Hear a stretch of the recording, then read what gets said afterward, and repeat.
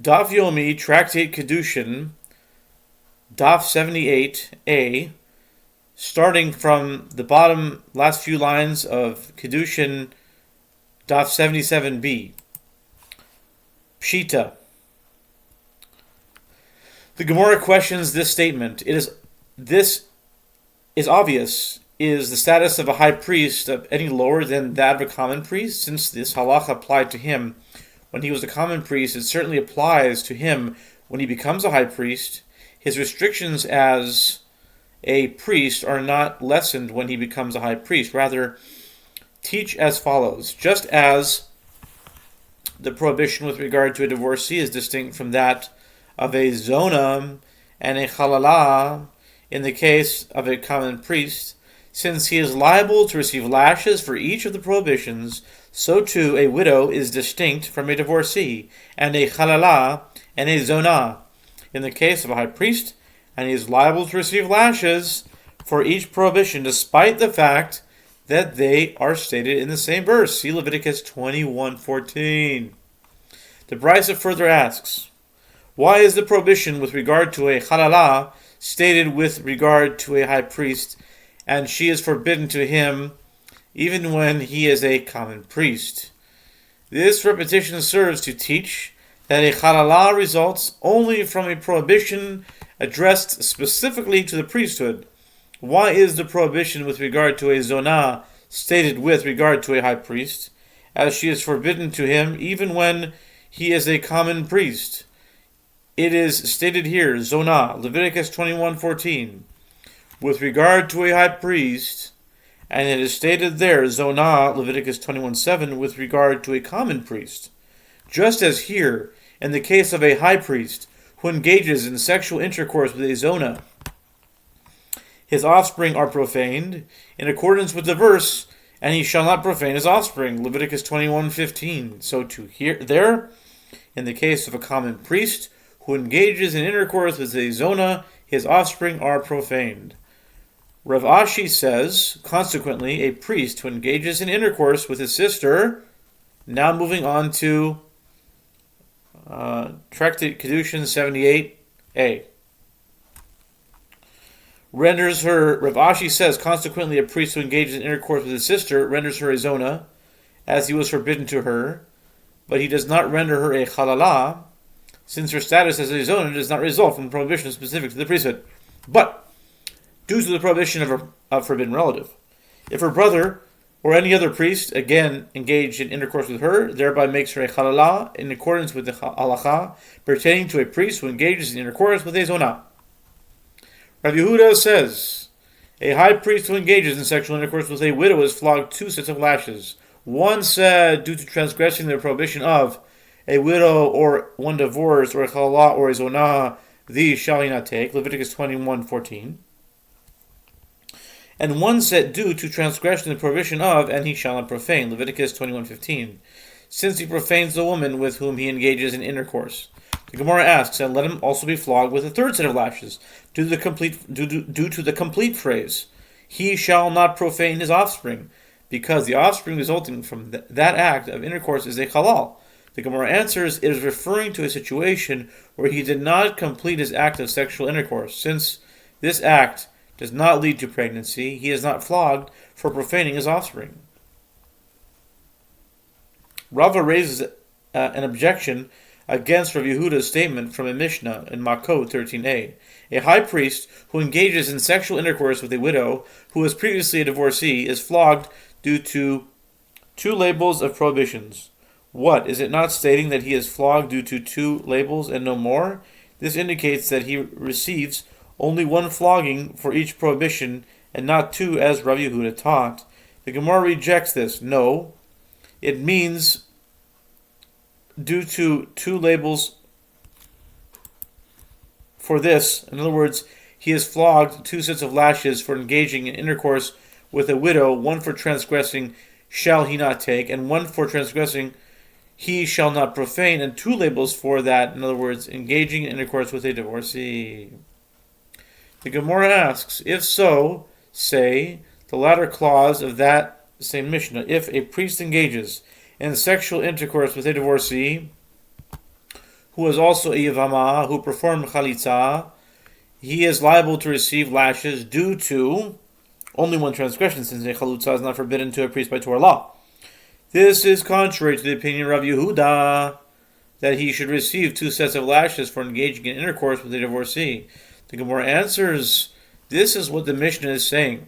He is liable to receive lashes due to only one act, that of engaging in intercourse with a divorcee, but actually he is liable to receive 2 sets of lashes for his act of intercourse with a divorcee, since she is forbidden due to 2 labels.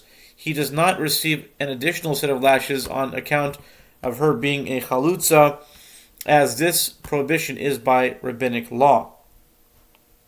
The Gemara asks, and is chalutza forbidden to a priest only by rabbinic law?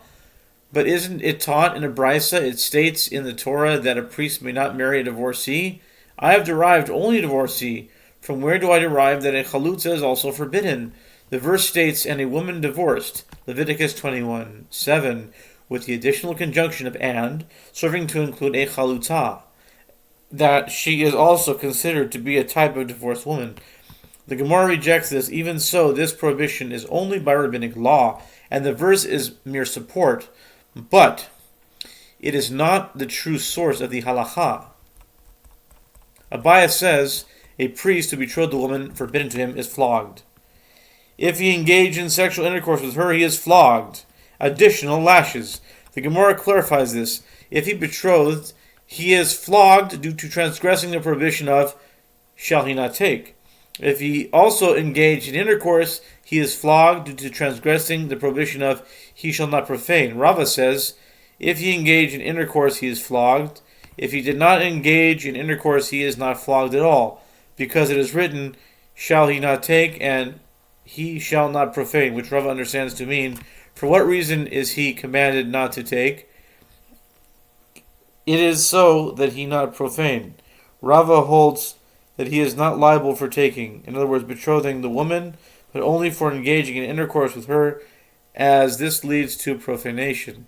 The Gemara notes, and although Abaya holds that the act of betrothal itself is forbidden, he concedes in the case of an Israelite who remarries his divorcee after she had been remarried to someone else in the interim, that if he betrothed her without engaging in intercourse, he is not flogged. Why not?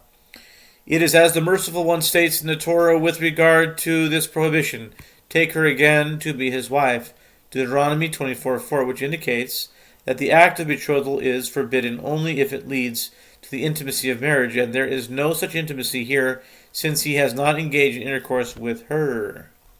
And conversely, Rava concedes, in the case of a high priest, with a widow, that if he engaged in sexual intercourse without betrothing her, he is flogged for the act of intercourse, as the Merciful One states in the Torah, and he shall not profane his offspring among his people, Leviticus 21:15.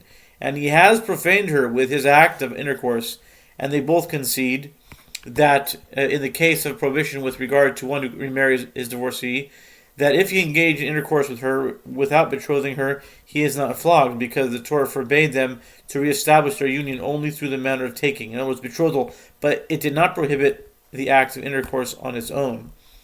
The Mishnah teaches that Rabbi Yehuda says the daughter of a male convert is like the daughter of a male halal, and is prohibited from marrying into the priesthood. It is taught in a brisa that Rabbi Yehuda says, the daughter of a male convert is like the daughter of a male halal, and is prohibited from marrying into the priesthood, and logic dictates that this is so. Just as in the case of a halal who comes from a fit drop of semen, as both his parents are Jewish, his daughter is nevertheless unfit to marry into the priesthood.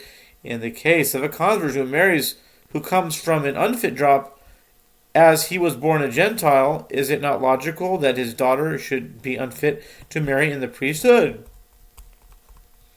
The Gemara counters this derivation. What is notable about a halal? He is notable in that he was formed through a transgression, whereas the Gentile parents of a convert were permitted to engage in sexual intercourse with each other. Therefore, the halacha of the daughter of a halal might be more stringent than the halacha of the daughter of a convert. The Gemara responds, the case of a high priest who engages in intercourse with a widow shall prove that this aspect is not germane to the fitness of the offspring, since the formation of the high priest was not through a transgression, and yet his daughter is unfit to marry into the priesthood, indicating that being formed through a transgression does not play a role in this matter. The Gemara counters again, what is notable about a high priest who engages in intercourse with a widow? What is notable about a high priest who engages in intercourse with a widow?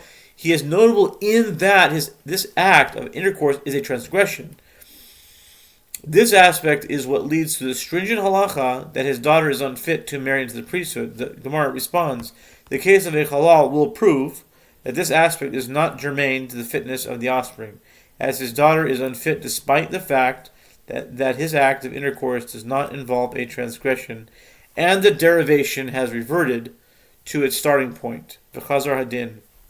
The aspect of this person, a halal, is not like the aspect of that person, a high priest. As with regard to each of them, there is a unique reason for the halacha to be stringent. Despite this, their common denominator is that they are unlike most of the congregation in that they both differ from Jews of unflawed lineage, either because of their formation or their act of sexual intercourse involved a transgression, and their daughters are therefore unfit to marry to the priesthood. I will also bring the case of the convert who is unlike most of the congregation, and therefore his daughter is also unfit to marry into the priesthood. This is rejected. What is notable about their common denominator is that the reason they are not like most of the congregation includes an aspect of transgression, either with regard to their formation or to their act of intercourse. Therefore, the halacha of the daughter of a convert cannot be derived from them. The Gemara modifies the proof. Do not say that a high priest who engages in sexual intercourse with a widow will prove it. Rather say that a first-generation male Egyptian convert who married a first-generation female Egyptian convert will prove it. Although their intercourse does not involve a transgression, their offspring are nevertheless unfit to marry into the priesthood, as Egyptians may enter into the congregation only after 3 generations. This proof is also rejected.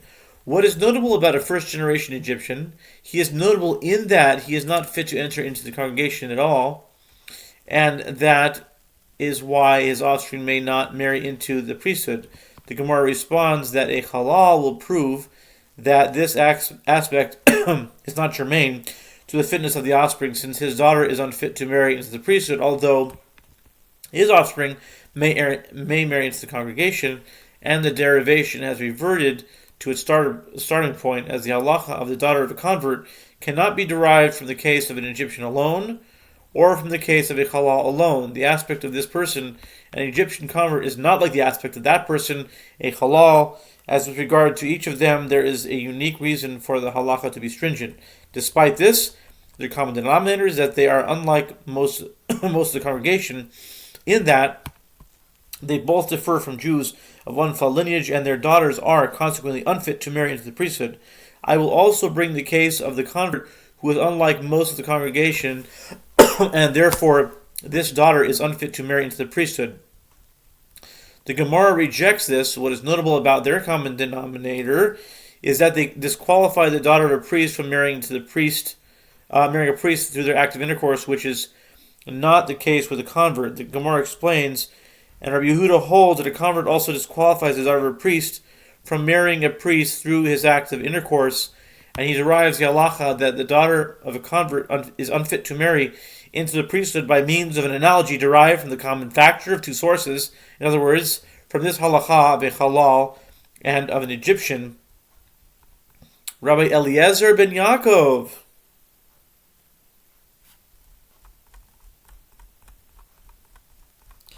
It seems that we'll have to stop here due to time. Under 15 minutes. Stopping the last few lines of 77a.